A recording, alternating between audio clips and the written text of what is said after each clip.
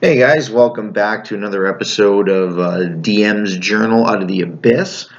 This is episode 11, but there's going to be a big old asterisk next to this episode because even though it's episode 11, due to some life events and other commitments and maybe even a lack of conviction on my part, I haven't done one of these in about probably a month now. So today's episode is actually going to encompass the last 4 weeks worth of play or 4 sessions because we haven't actually missed any D&D sessions, I don't think, over the last 4 weeks. I just haven't had a good opportunity like this to sit down and really do a good recap of what's been happening. But the positive note of that is that a lot of good content to talk about today, both for players, for characters, and for me as a DM, which obviously for me was one of the most exciting parts.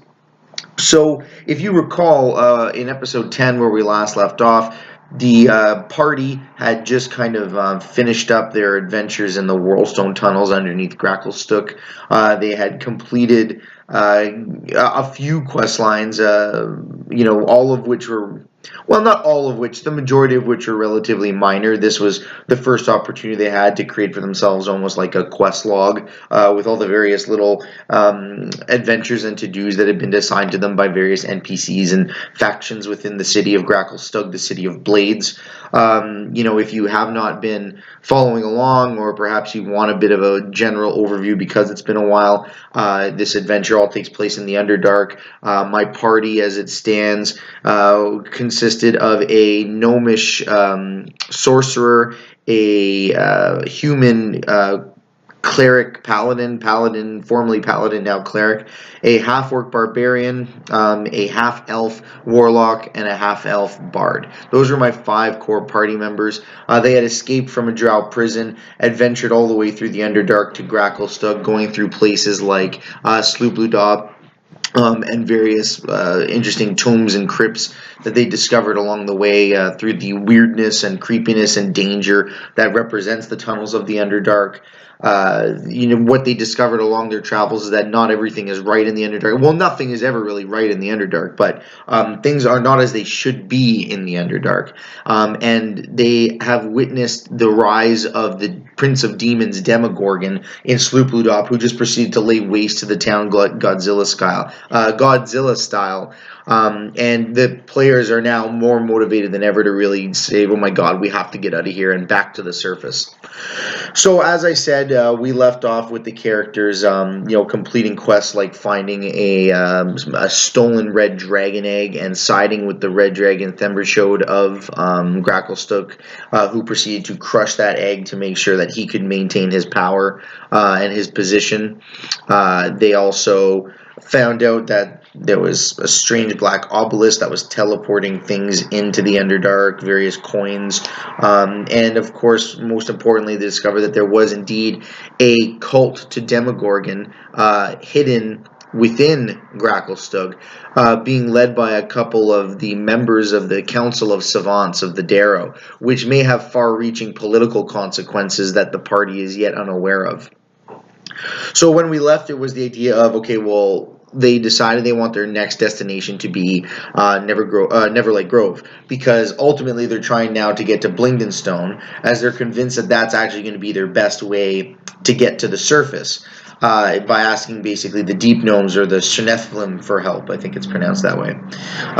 And the thing is that Neverlight Grove is kind of in between Gracklestugh and Blingdenstone. It's like a along the way type of job. They have an NPC companion that they've had since the beginning, a Myconid sprout by the name of Stool, who's basically like a kid who just wants to get home to Neverlight Grove. He was captured by the drow at some point. And in addition to that, a few of the NPCs, like, for example, the drow Sereth, who's been with them as a prisoner since the beginning as well, he wants to get to Neverlight Grove, and he's kind of saying, well, it just makes sense. It's a long ways to Blingdenstone. Neverlight Grove could represent a great spot to rest along the way. And the party kind of said, yeah, that does make sense. So the only decision they had to make was if they wanted to hoof it through the tunnels all the way there, or go back to the Dark Lake district of Gracklestugh, hire a boat and go that way. So now to recap 4 weeks worth of gameplay. Let's do it. So the first thing that the party said was, well, the Whirlstone Tunnels were a terrible, scary place where we lost a party member. My friend Josh, who played, I should say, the turtle Uta, died due to a series of unfortunate events during a fight, and so he was replaced, or a new character brought in by that player was we call him G-Man because he has this hilariously long name that we struggle to pronounce, but it starts with a G, so we just call him the G-Man. And so they said, yeah, this was a really rough experience. We should see if there's like a mercenary or something that we can hire. So, and they told me that prior to starting that session 4 weeks ago. And we said, yeah, okay. So they went into a bar and they kind of asked around, and no one really wanted anything to do with them until eventually a Duergar, one of the deep dwarves, kind of gray dwarves, came up and said, oh, I hear you're asking around for help. And they're like, yes, are you help? And he, looked very kind of fashionable and debonair for a gray dwarf who typically go for, very efficient, practical looks. And he was flanked by two large figures in robes. And he says, yeah, my name's Duradax, and I can do what you need me to do. There'll be a fee, but we can make it happen. And so they negotiated, and he drove a hard bargain and basically said, yes, me and my two companions here will journey with you for 50 gold per day. And the party said, oh, that's really steep, and why should we pay that? And he's like, well, I see no one's got help no one has friends like I have friends, kind of pointing at his two bodyguards. And they were kind of reluctant when they said, yeah, okay, sure. And he said, not to mention that I have a boat that we can use to travel the Dark Lake. And so the characters, that really kind of was the cherry on top. So they said, all right, well, that solves two problems in one, so let's do that. So they go, and as they're kind of getting their things loaded onto the boat and getting ready to leave, they hear this commotion and look behind them, and the party of Drow, not Ilvara and her cohorts who have been tracking them through the Underdark, but rather some of her underlings, we'll say, or an extension of her house, that had tracked them to Gracklestugh prior, if you recall, and had only not taken them captive because the Grey Dwarves had them as prisoners and said, no, they're working for us right now, you can't have them, bugger off. So these Drow make another appearance and kind of scream at them like, you're our property, and we're going to, at this point, you're coming with us. And I think Sir Robert was like, oh, well, you can't do that because we have the protection of the Stone Guard, and kind of flashes the badge that they'd been given as a symbol of power throughout this whole endeavor in Gracklestugh. And the Drow leader, she just kind of smiled at them and said, oh, the same Stone Guard who told us where you were? With the idea that essentially perhaps certain elements of the Stone Guard beyond Captain Blackskull may have just seen fit to say, well, whatever, we got what we need from them, and makes sense to make some money. They're just surfacers. All of Gracklestugh is basically built on slave economy anyways, so they probably just sold them out to some degree or another. Although it likely wasn't Captain Blackskull, because they are lawful. They are a lawful race, so she would have stuck to her word for the most part. But yeah, so they felt like they were sold out, and oh my goodness, we're in trouble now because there's this Drow hunting party on us. So as they're getting ready to fight, they hear this big flapping of wings, and the dragon Themberchode lands by them, lets out this deafening roar, lets out this huge gout of flame, and when all the smoke and fire clears, there's just smoldering piles of ash where the Drow once stood. At which point the dragon lets out another bellow and swings his head around to look at the party and kind of gives them a wink, like everybody gets one, as a kind of thank you for helping him out with the whole egg situation, and then takes off. And the characters were like, well, that was terrifying, we should go now. And Duradax is like, well, I thought no one had friends like mine. So they all jump on the boat, and they start their journey down the Dark Lake. And as they're journeying around, there was, I believe they encountered a couple of Chasma demons or Chasma demons. I don't really know how it's pronounced, but they're basically these giant, grotesque, mosquito-like demons. That could have been a really significant fight, except at that point, in defending the boat, they saw Duradax's bodyguards go into motion, and they're fast and they're tough, and ultimately they're finding that it's two huge animated suits of armor that he has as companions. And so between the party of 5 and the 3 kind of mercenaries they were able to quash that encounter. And they continue on down the Dark Lake until they get to a point where with Duradex as their guide, and with Stool the Sprout, also kind of instinctually knowing his way home to some degree. They get to a point, because, and it's not something I made up, you can look right on the map of the Underdark. It says, well, this is about as far and as fast as the Dark Lake can take us. Neverlight Grove is not on the banks of the Dark Lake, so we've come quite a ways, but we still have maybe about a week's worth of travel time on foot now. So I said, okay. Not to mention that I believe, they went over a waterfall. That's what it was. The boats, they started hearing this noise, and it was getting louder. And it wasn't a large waterfall. It was maybe like a 30-foot waterfall or something like that.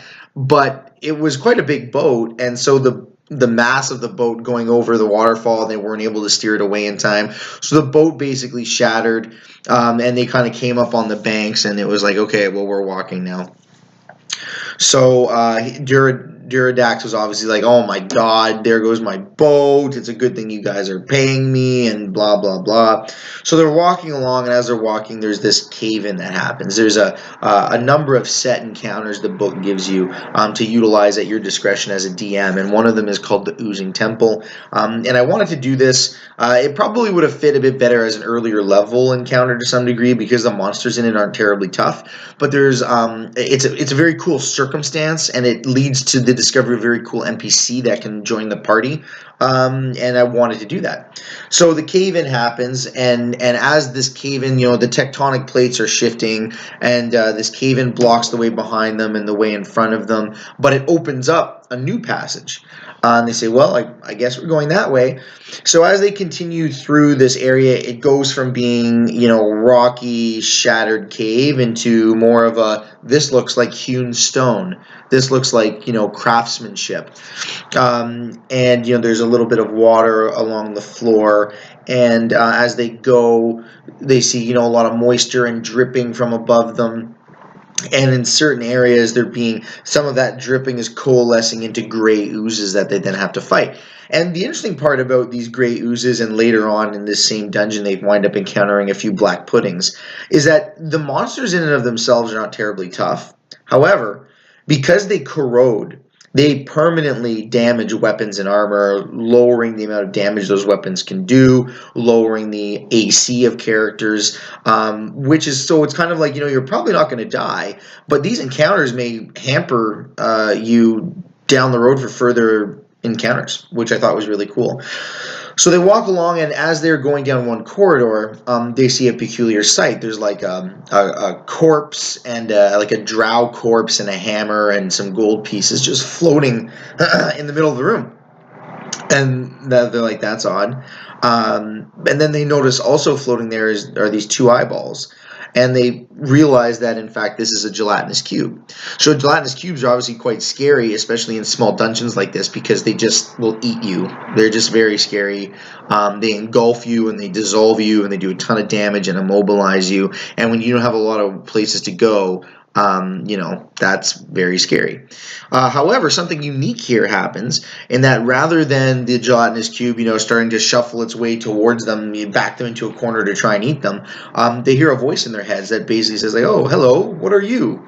And they realize that it's this gelatinous cube, and that somehow this gelatinous cube has attained sentience, which is extremely peculiar, and it named itself Glabagool. But that's really all it knows. It kind of has an infantile understanding of the world around it, because it really just attained sentience not that long ago, and all it's known has been the area around it in terms of this Oozing Temple.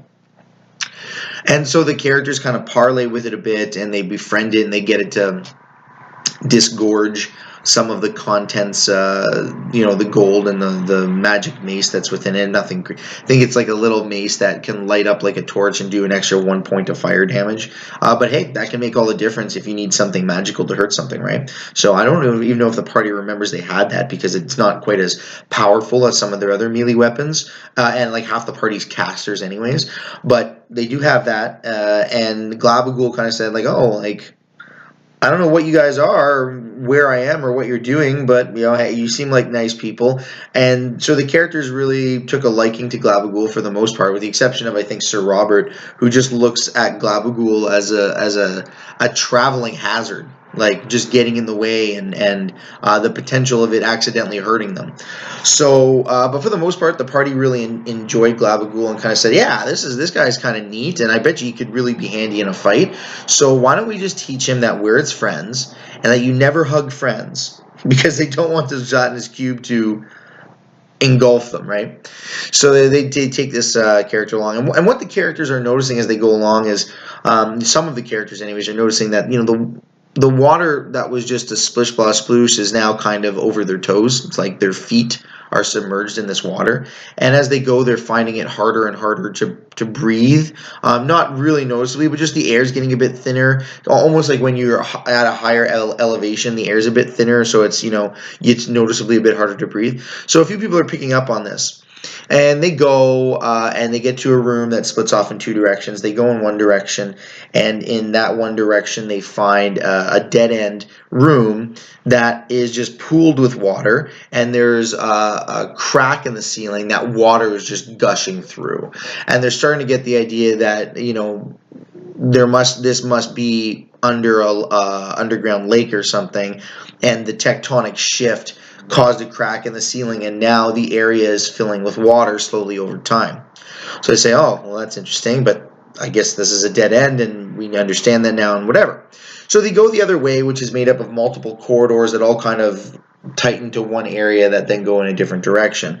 And so they start moving their way, but what they find is that there are a couple spaces in the floor that are kind of hollow, and they corrode away, and underneath them are these black puddings that then climb out if characters don't fall in, and attack. And so 3 of these black puddings, which I guess are the strongest aside maybe from gelatinous cubes of all the oozes, and so these black puddings come out, and they have a couple interesting features. There's the corrosion that I talked about before.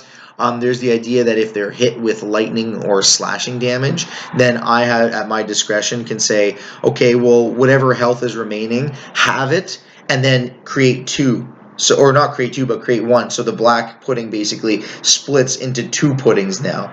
And that was a really fun feature that I got to use, I think, once.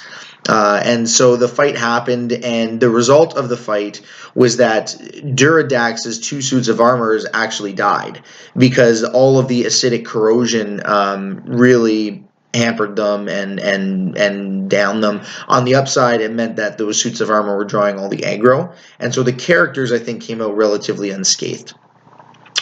They continue on through those areas, wary of any further traps. And they come to this weird. It's basically not a MacGuffin room. It's a red herring room. It's like a broken fountain, and they find some trinkets within the waters of the fountain, like just some gold and gems and whatnot, maybe a potion or 2. And then there's these alcoves around the room with these statues that are just like formless. They're just like weird formless statues. And one of the characters touches one, at which point they all come alive as more gray oozes. So the fight continues. The characters have taken several corrosion points to armor and weapons, but luckily for them, Ken LaFlaunt, our bard, it has mending. And so through the use of his mending spell, is able to relatively undo most of the damage that was done through all of fighting those oozes. And so as the air is getting harder to breathe because there's a limited air supply and the water is filling up, the first thing that happens is Bard our barbarian finally realizes that the ring he plucked off that skeletal hand in the Whirlstone tunnels is a ring of water walking, because he's noticing that as the water level is getting higher, so is his character, or so is her character, and she looks down and Bard is standing on top of the water and his ring is glowing, and they're like, oh, that's what that is. That wasn't just a fancy ring and you can walk on the water. And then the next thing they decided is, well, the air's running out and the water's filling this temple. We should figure out how to get out of here.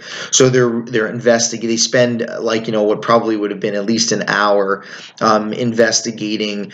Back the way they came. Can they remove the rubble? There was one further path they didn't explore that was again just a dead end with a gray ooze. And at that point they say, well, you said there's water dripping from above, and I said, yeah. And the sorcerer G-Man says, well, I'm going to fire a firebolt at the ceiling and see if I can break a hole in the ceiling. And so he does that. Nothing happens, but they're getting the right idea now. And so they travel back to the room where they saw all the water gushing in. And Glabagool looks at it and just kind of is like, oh, okay. And he... I don't think that happened quite that way. I think the characters tried the same shtick there, which is realistically how to get out. So they smash through the ceiling. Water's really pouring in now. Glabagool kind of squeezes his way through the crack and out. And the characters get the idea to tie them all themselves to rope, and then tie that rope around Bard.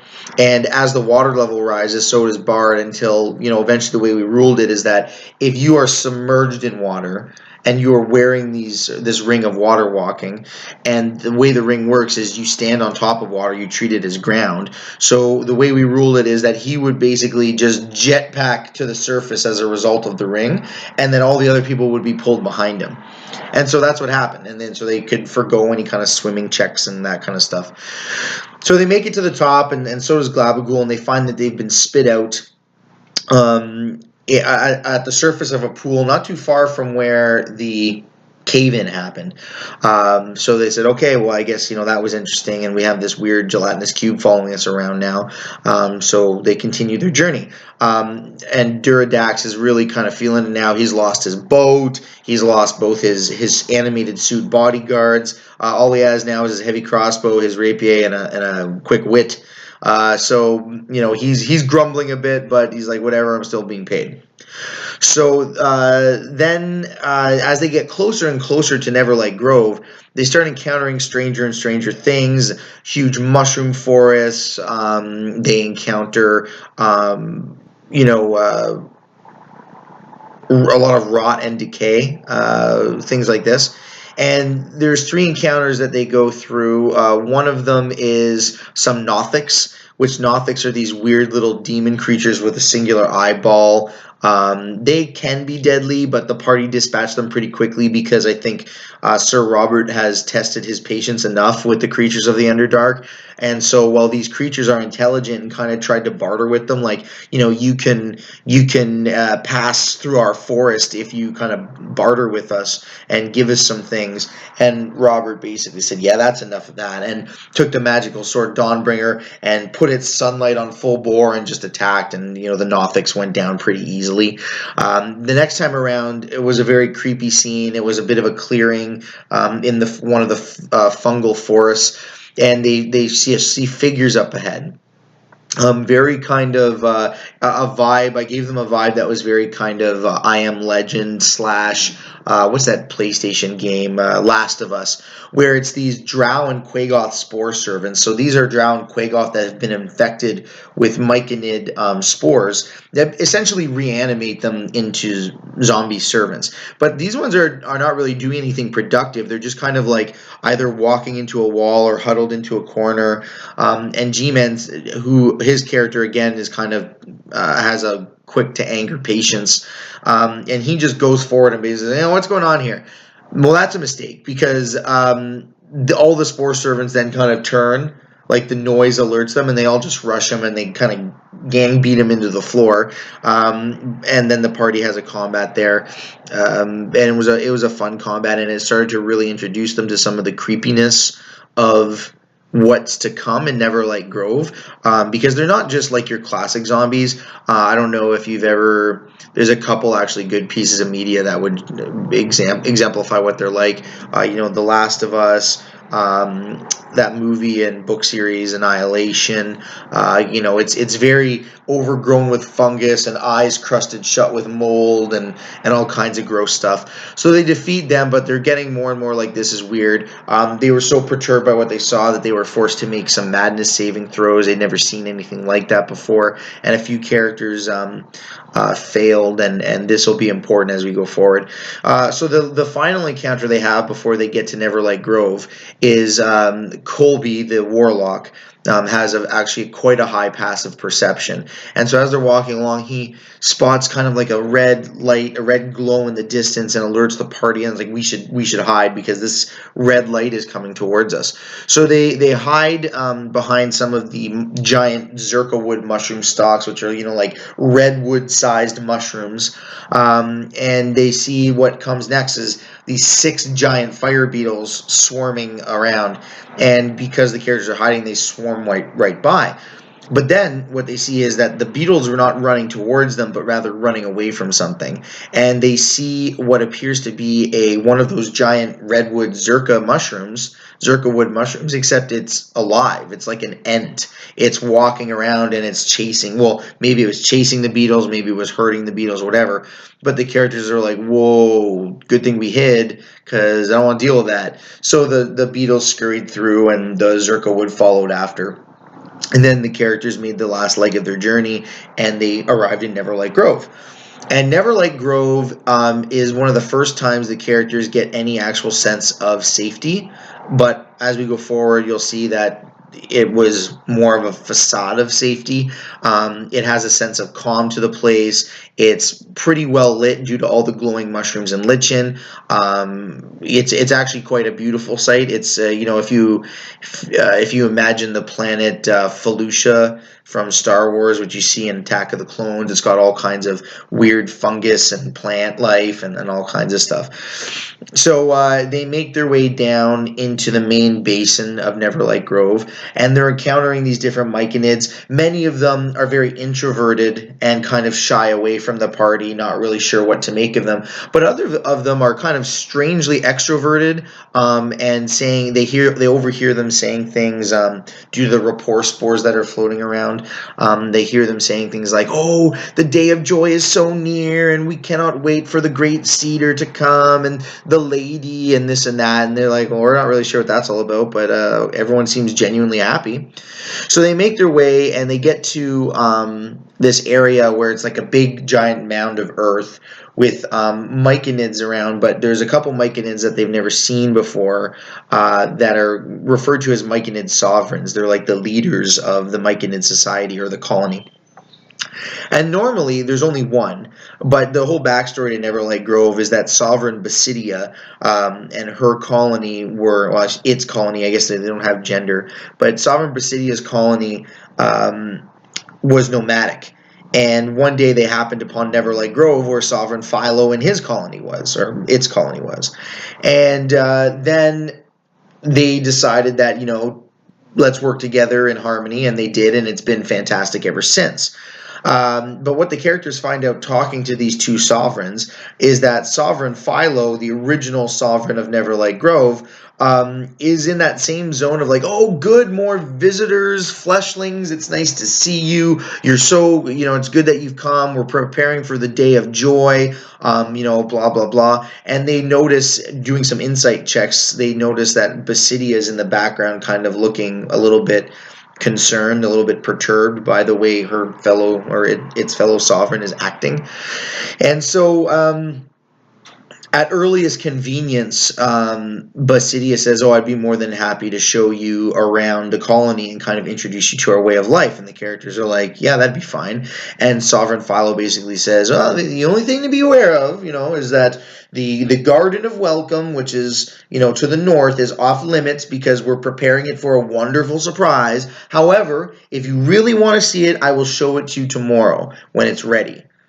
And the characters were like, yeah, okay, that's fine. So they follow around Basidium. Basidium introduces them to the various circles that make up Myconid society. Everything from those responsible from making sure there's food, to growing new Myconids, to exploring, to hunting. And Myconids don't have mouths to eat. They kind of use roots in their feet to absorb nutrients in the soil.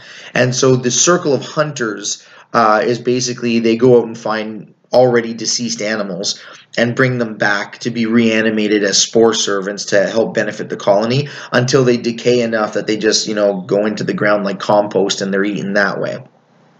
So Myconids are all about harmony and being at a sense of balance with the ecology around them, that type of stuff. So knowing that or introducing them to that, certain things become very strange. Everything from this day of joy coming to the fact that the Sovereign Philo created a new circle called the Circle of Masters that exclusively communes with each other rather than the formalized giant group melding that they would do so they can all grow and share from their experiences. Instead, Sovereign Philo had said, nope, Circle of Hunters only melds with Circle of Hunters, and so on and so forth. And the Circle of Masters their leader is named Yestabrod, and he hasn't been seen in some time. So Basidia is describing all these things, and what they come to learn is that the Circle of Hunters and the Circle of Explorers are two circles who seem unaffected by all this weirdness going on and are loyal to Basidia and just as concerned as she is about what's going on with the colony and why things are happening the way they are. But not really knowing enough, not understanding enough, even having the capacity to understand that there's something maybe sinister happening.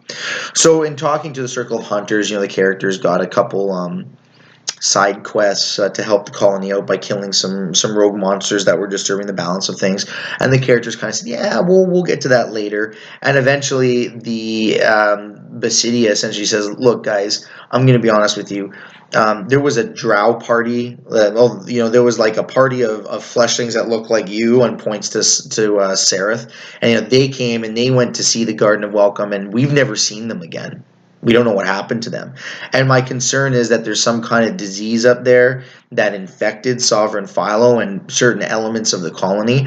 And if you guys would be so kind, I'd love for you to go up there and figure out what's going on.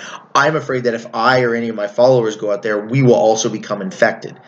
And the characters said, yeah, that sounds reasonable. We'll do that. And that should be our priority. So they bypass these little secondary quests.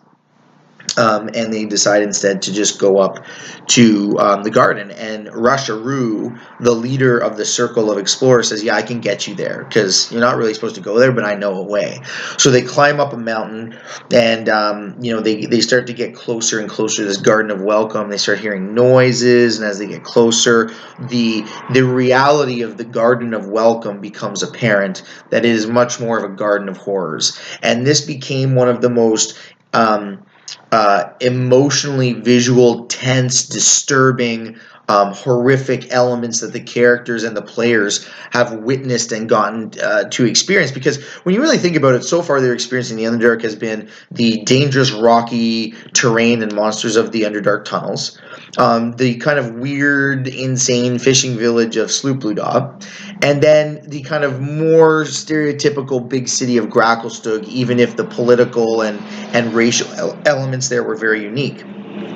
But Neverlight Grove is really truly alien, and the characters walk into this area where they see all around them are heads like cabbages in the ground, moaning inside of living graves as they're covered in rot and mushrooms and decay. And one of them they recognize as a drow, and it speaks to them and basically says, oh, for the love of all your surface gods, please just kill me. This place is terrible, and you don't understand. The cedar is a lie. The great cedar is a lie. And all it is Zuctamoy. It's the Lady of Decay. And, the characters are doing checks. Do we know what Zuctamoy is? And they're not rolling very well. It's like, the paladin from his studies maybe thinks he recognizes the name, but is maybe too disturbed by what he's seeing to actually recall anything from it. And again, a madness check happens. and two significant things happen. Bard fails and becomes paralyzed, and G-Man, the sorcerer, fails and starts babbling incoherently for the next like 9 minutes, which means he can't cast spells. And as this head kind of then bursts into spores, that was where we actually called that session, and it was this giant, terrible thing crawls its way out and gives some speech about how, oh, it's so good you're here, and don't deny the love of the lady, and so come join me in the garden. And so when we resumed, it was that Rusharoo says, "Oh my God, I think that's Yestabrod or whatever's left of him." And then behind them, they see that Sereth starts screaming and clutching at his head and just muttering "no, no, no" over again. And the entirety of the time that Sereth has been with the party, certain players have noticed a discoloration to his skin and little flakiness happening around his scalp rather, and he's always had a weird thing. Like he's got that 10,000-yard stare, and he's always been adamant about going to Neverlight Grove, and he was actually infected with spores that were over time whittling away at him. And at this point, witnessing what he's witnessing and being so close to the influence of Zuchtmoy, his head bursts open into mushrooms and spores, and he just becomes another spore servant, and combat starts. And so the characters then have to fight Yestabrod, who is their first kind of mini-boss they've ever really fought. He has some legendary actions, some legendary resistances. He has environmental abilities where he can heal himself with the corpses on the ground or cause them to explode and damage nearby characters. So it was a really fun little fight. The players did a great job in managing that. It got a little bit dicey at one point, but they rallied pretty well, and they overcame that challenge. And after the combat, there was talk of, part of them were like, oh, I knew Sereth was bad, and other players were like, well, Sereth never really did anything to harm us. I mean, it's really kind of crappy what happened to him. I guess he was just, mad all along, in some way or another, being infected with these spores in his brain. And the characters then are thinking, well, do we press forward? They see this giant mushroom tower in the background, and as they're trying to decide,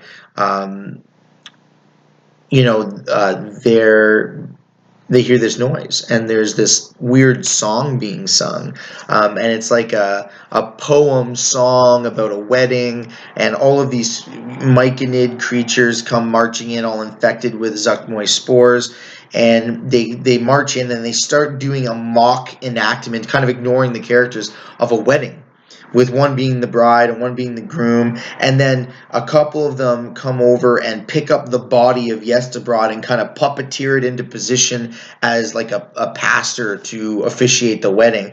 And as the characters are watching this, all with the exception of our barbarian bard, who's kind of disinterested by this, receive this really intense vision of the inside of a giant tower and a huge humanoid figure floating in the middle of it, completely made of moss and fungus and lichen, and there are attendants all around it weaving it into like a wedding dress, and the characters snap out of it, and Sir Robert does an initiative test and say, like, is what I'm seeing real? Is it like happening right now, or is this something that may come to pass? And he rolls super well, and I say, well, you get the feeling that this is something, like, this is present.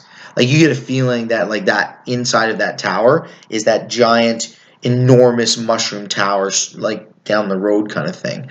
And at that point, Sir Robert says, we need to go.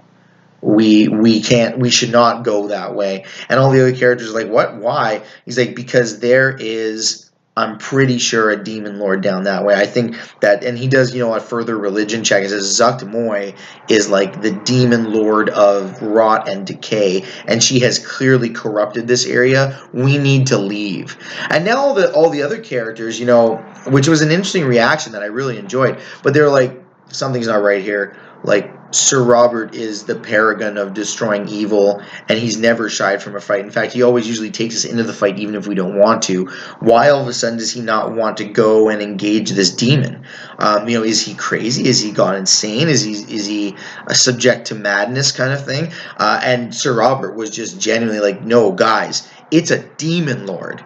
Remember how we ran from Demogorgon? Why there would be a second demon lord in the Underdark, I have no idea, but we should run away because we will die. And the characters kind of thought about it, and they hemmed and hawed, and they said, all right, fine. At the very least, we'll just retreat at this moment and go and tell Sovereign Basidia what's up. So they do that, and Basidia, is like, oh my god, that's horrifying and terrible, and I think that settles it then. I will be taking the circles of Myconids who are loyal to me, and we will inform Sovereign Philo that we are going to, retake up our nomadic ways of traveling through the Underdark, of which Sovereign Philo has no problem. He says, what? It's completely your choice. No one's keeping you here. We hope that you'll come back for the Day of Joy. It's going to be great for everyone. It'll usher us into a new age of prosperity. So we're sorry to see you go, but, don't be afraid to come back. And so they're like, yes, thank you so much, and we'll be leaving now. And that's where we ended off, not this week's session, but the one prior. So we're almost caught up.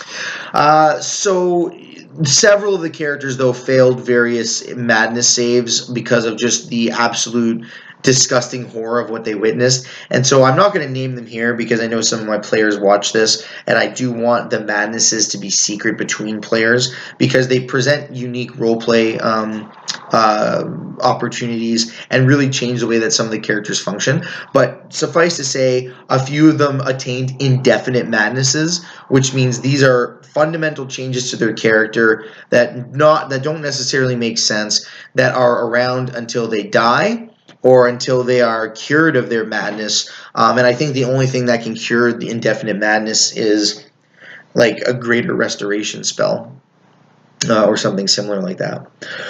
So they leave Neverlight Grove and they continue.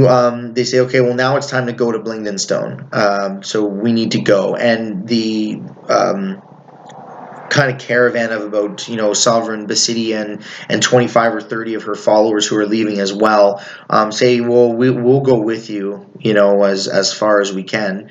And we'll be traveling companions, and you can, we would appreciate, you're obviously very capable, we'd appreciate you, helping to provide a little security as we travel away from this place. So that's what they do. And so then resuming our session yesterday, it was now the start of the road to Blingdenstone. We had two guest players actually at the table last night. One of them I gave Jim Jar to control. Jim Jar and the two Deep Gnome twins are the only NPCs that are left of the original other prisoners that the characters escaped with. The rest have either died or become enemies or disappeared or whatever. Stool is still with them, but not really as an NPC with the party anymore. He's happy to be home with his people, and as being non-infected by Zuktmoy, Stool chose to leave with the rest of the Myconids with Basidia. So they travel along. And the first thing that they encounter is a huge grouping of these infected spore servants. But there's something interesting going on. They're all kind of huddled to one wall maintaining mushrooms, specifically avoiding this thermal vent that seems to be covered with something that the characters can't tell what. And beside that is this huge pile of garbage and rot and stuff like that. So again, Sir Robert, kind of being his patience being tested enough, turns on Dawnbringer and rushes into combat. So everyone rolls initiative. And they start fighting these spore servants, and the spore servants are making a point not to go near this thermal vent. And the characters are kind of noticing this, and they're wondering, well, maybe if we get close to that, we'll be safe, but no one's really making a move. And so eventually what happens is Ken, the bard, makes a move to get like good line of sight on a target or get within range of one of these Quagoth or Drow spore servants that they're fighting. And in doing so, he gets next to the garbage pile. And I say, okay, make a perception check, and he fails pretty spectacularly. And what happens is these tentacles shoot out from the garbage pile and wrap around him, and the rot and gore and awful kind of shuffles aside, and this I think it's called like an Otuga or something like that, Otug. It's basically this giant aberration, this eyeless beast with huge mouth and barbed tentacles that lays in wait and eats kind of decay and rot. And so it is the big encounter. It's a large creature. It has a huge pile of hit points, relatively decent AC. So the fight comes, and it was a dicey fight because half the room was taken up with the Spore Servant fighting. Sir Robert and Bard were both grappled in tentacles and basically being smashed against the ground and dragged into its mouth. Sir Robert had to use his healing capabilities several times. They would be hurt by bludgeoning and stunned, and Ken was going unconscious, and it was quite the fight. And what was unintentionally realized is G-Man ran up, I believe. No, I think it was G-Man. Maybe it was Sir Robert. Either way, they went up and they found that what was covering this thermal vent was actually a huge patch of brown mold. And brown mold feeds on heat and is basically immune to heat, and so it was covering this thermal vent, and the player went near and had to take a con saving throw and failed and just took 22 points of cold damage, which downed them. And so they're like, okay, well, we've got this really dangerous hazard in the middle, we've got this huge monster over here and this horde of zombies over here. So they fought and they fought and they fought, and eventually they were able to destroy the creature. They were able to destroy the Spore Servants, and at the last moment, Bard was able to drag Sir Robert away from the brown mold so that he didn't basically die of hypothermia, and the party kind of overcame that encounter. So the next thing they overcame was really game-changing to the context of the scenario. They came to a giant gorge that was like 2,000 feet wide and miles across and like 500 feet deep, but it was completely covered in spider webs. Like spider webs so thick that it formed pathways and almost like a walkable floor for as far as they could see out into this gorge. And as they're looking, these two goblins kind of slide off the webs and land, and they have this conversation with these two goblins named Yuck Yuck and Spiderbait. And these two goblins are very nimble, very lucky, kind of eccentric, and they introduce them like, oh, these are the Silken Ways, and you guys are strange, and you've never been here, and are you from the surface, and blah, blah, blah, and why are you here, what are you doing? And the party says, well, we're trying to get to Blingdenstone. They're like, oh, Blingdenstone. Well, Blingdenstone's actually just on the other side of the Silken Ways. I mean, not just on the other side, but, that's the way you got to go. And you'll be hard pressed to find another way because this goes like 5 miles in different directions. So you're better off to go this way. We can take you for a price.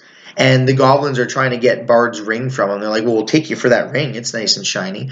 And Colby says, well, hold on. How about this? And he takes out this kind of emerald hourglass that they found in some treasure somewhere and says, we'll give you this if you get us across. And that is valued at like 50 gold pieces. And the goblins are like, okay, we can do that for you. At this point, Basidia is like, if this is the way you guys are going, I can't risk my people on spider webs over a giant gorge. So this is where we part ways, and thank you, and we're happy that you could help us, and they left that way. So the two goblins give some grease to the party to put on their feet so they can kind of surf along these spider webs without fear of getting stuck. And so the characters move on, and then they kind of notice something happening behind them, and Glabagool, who's still with the party, steps onto the webbing, and his naturally acidic body just immediately eats through the webs, and he falls. And the party was like all the party, with the exception of Robert, was like, no, is there something we can do? And it's like, he's goo. He's goo. He's acidic goo, and he just goes right through all the webbing, and you can see him slowly fall into darkness and out of sight. And then Sir Robert was kind of like, good. I'm glad that walking hazard is gone, and it was slow, and it was whatever. So essentially they continue on forward, and the first thing that happens on these webways is that the goblins are doing a great job of avoiding different hazards and dangers. Because see, there's some giant spiders, but we're used to that. We're going to go this way instead, and they get them back on course until eventually they get to a spot where like, oh, there's some spiders. We'll just go. Oh, there's some more spiders. Well, we'll cut through the middle. Oh my, there's lots of spiders, and they kind of back their way through the ranks of the party and say, well, we told you we were lucky in navigating these, and today you're our luck, so you're going to get us through this. So this fight starts. However, and this was so cool, is that something from the very first session wound up coming back to haunt the party. In the very first session, when they escaped Valken Valve, during that escape, they raided some of the Drow's quarters. And one of those quarters was a shrine to Lolth. And it had a statue of a giant spider where the eyes were onyx stones that were worth something. You could sell them. And so Sir Robert went out of his way to use a dagger to pry those stone eyes out of the statue and take them. Unbeknownst to him, that also earned him the ire of Lolth, which essentially led to him being cursed. And the curse was that even if he was no longer in the possession of those onyx eyes, all arachnids would basically single him out and attack him. That was Lolth's curse upon him for desecrating her shrine. And so this was the first time where the party actually encountered spiders, where the spiders actually had an impact. I think they encountered arachnids one other time, but just nuked them, just like steamrolled them. So what happens is these 8 giant spiders rush forward, and the party starts to engage them and shoot them. And what they find interesting and odd is that the spiders are rushing right past everyone, and they're swarming Sir Robert. And now Sir Robert had like an AC of 23 with his Shield of Faith on or something, and because he's in full plate and he's got a shield and he's got Shield of Faith, and so he's pretty tanky. But I mean, 8 spiders between webbing him and attacking him, all it takes is for, a few hits to get through with piercing damage and poison damage and yada, yada, yada. But what took the cake was that one of the spiders critted enough to down him, all right? Now, at this point, about 4 of the 8 spiders had been killed. And so the rest of the spiders wanted to get out of there. But the curse is still in effect. So the first 2 spiders do their attacks and then leave. And so the attack number 1 hits and attack number 2 hits, and with advantage because he's downed, and paralyzed because the poison took him to 0 health. And so they would basically tear out Sir Robert's throat and then scurry under the webbing and away. And then again, the next 2 spiders do the same thing. They just get out of there. So the encounter's over. They score XP, but now the party is very distraught. They're panicked because Robert is dead. And they're trying everything they can to bring him back. Ken is going through different potions and poisons that he has. Bard is having a fit because Sir Robert was his mentor and almost a father figure to him, because Bard misses his dad because that was really who raised him, and now he's in the Underdark and he's been away for a long time. So a lot of emotional impact at Sir Robert passing away. But what's interesting is that if you remember, Sir Robert had Dawnbringer, which is a sentient sword. It can speak, it's intelligent, and it calls to Bard. And Bard picks up the sword, and the sword starts to communicate telepathically with Bard as the wielder, and says, there's a note that you should read.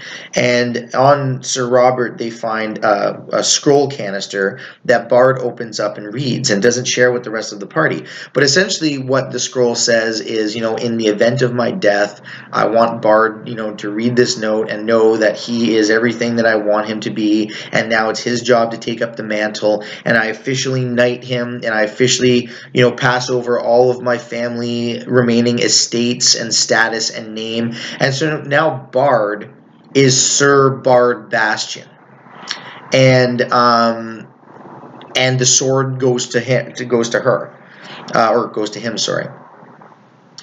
And so then that's what happened. So they were very distraught. They took off the plate mail, put it in a bag of holding that they had, and Bard didn't want to leave the body behind. He chose to carry Sir Robert's body, hoping that perhaps they could find a way to bring Sir Robert back. So they continue on. They have a little minor encounter. They spot a chest tangled in the webs, and Colby and Jim Jar kind of make a bet on who gets the chest. And Jim Jar gets to the chest and opens it, and there's nothing inside, and his hands are stuck, and it's a mimic. And so they fight the mimic, and it was a relatively straightforward encounter. But then you have to understand that the Silken Ways is a series of encounters, but it's not a day's worth of travel. It's just this really weird, dangerous 2,000-foot wide gorge. So they're hitting all these encounters, but there's no rest. They don't get a chance to really recover. So they hit the spiders, and they lose a party member, and they lose their healer, their primary healer, I should say. And then they fight this mimic. And then, as they go, they notice up ahead that there's 4 spiders. And these 4 spiders are the 4 spiders that ran away before because they were injured. And what they discover is that those 8 spiders were actually the spider pack of a drider that was inhabiting that particular area at that moment. And these 4 that got away had kind of scurried back to their master, and now they're back. And Colby was like, no, I'm not dealing with this again. And he whips a fireball. And now this fireball has like a 20-foot wide diameter or whatever. So it's a huge ball that just outright kills one of the 4 spiders, creates a massive hole in the webbing, which then everyone's taking dex saving throws to not fall. And everyone except for Bard saves. So Bard falls and gets tangled in webbing 40 feet below where everyone else is. So he's not dead, but he's stuck now.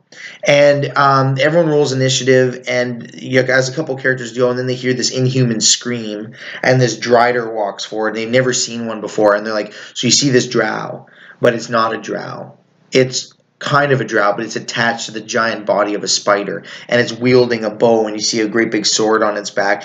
So this combat starts, and the drider's loosing like 3 arrows at a time with its longbow, but the characters did a pretty good job of trying to shut it down through a combination of Bard finally getting back to the fight and using Dawnbringer to create sunlight enough to give the drider disadvantage, and Jim Jar got a turn where he blinded it with magic, giving it disadvantage for the round, and all kinds of things. So again, it was a bit of a tough fight, but they overcame it. And then the last thing that they encountered was a voice they were hearing in their heads that was muttering about finally being rid of a wizard and demons rising in the dark, and what are these strange creatures, and what if they're demons, or what if the servants of demons, and what if they want to bind me to their service just like that wizard did, and so on and so forth. And the characters started shouting like, no, we're not demons, we promise. It's like, well, that's just what a demon would say. Well, that does it. And this spectator, which if you recall they fought once before in Whirlstorm Tunnels, is like a lesser beholder, a much lesser beholder, kind of floats down from the ceiling, and it's been driven insane. It's mad, and so there's no reasoning with it, and combat starts, and it's whipping I-beams around and paralyzing some party members and severely damaging others, but they deal with it fairly quickly, though, and finally they're able to get away from the Silken Ways and onto solid ground again. And the 2 goblins are like, yeah, remember how we said that you're really lucky and you got us across? Well, we've never actually encountered so much danger as when we've been with you, so maybe just don't come back this way. And they take off.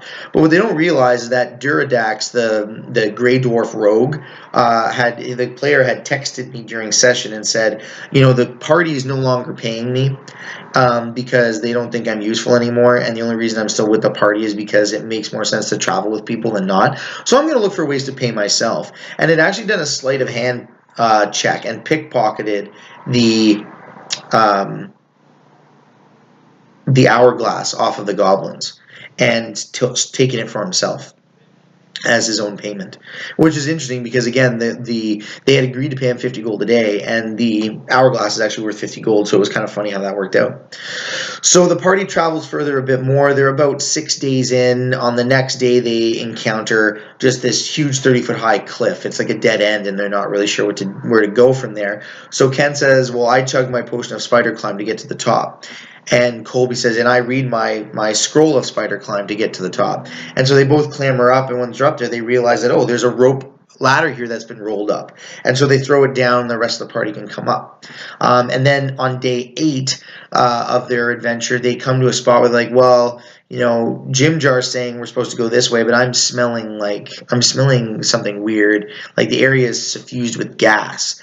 And so it's like, well, you can go through it, or you can find a way around. And the party says, well, what if we, and they've had long rests at this point, said, well, what if we get to a safe distance and just huck a fireball in there to explode all the gas and then run through? And so that's what they decided to do. So they did. And it worked. And they got through. And as they get to the other side of this room that was suffused with gas, they are staring now at a network of tunnels. And in the distance, they hear what sounds to be hyena laughter. And then that's where we ended the session. And that now all you wonderful people in Viewerland are caught up to where we are. So the party has about 12 days of travel left through the Underdark to Blingdenstone. But when we resume, we're going to be doing another one of these interesting set encounters that the book offers that I think is really cool and fun as well. But I'm not going to talk too much about that. I don't want to spoil anything. But once again, thank you for watching. If you enjoy this, and please remember to let me know. Let me know if you have questions about the campaign or about DMing it or about DMing in general. Like and thumbs up my profile or the video. That's always appreciated as well. You can get all the notifications from the new videos come out, which I promise we'll get back to a regular track now, I hope. So thanks for watching, and we'll see you next time on DM's Journal Out of the Abyss D&D 5th edition.